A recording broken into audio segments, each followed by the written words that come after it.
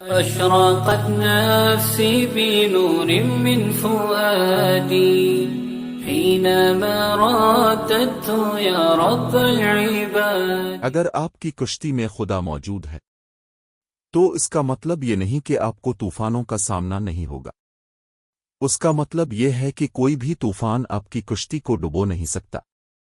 زندگی میں مشکلات، پریشانیاں اور آزمائشیں ضرور آئیں گی، لیکن اس کا مطلب یہ نہیں کہ آپ ہار جائیں گے. خدا کی موجودگی ہمیں حوصلہ دیتی ہے، راستہ دکھاتی ہے، اور ہمارے ایمان کو مضبوط بناتی ہے.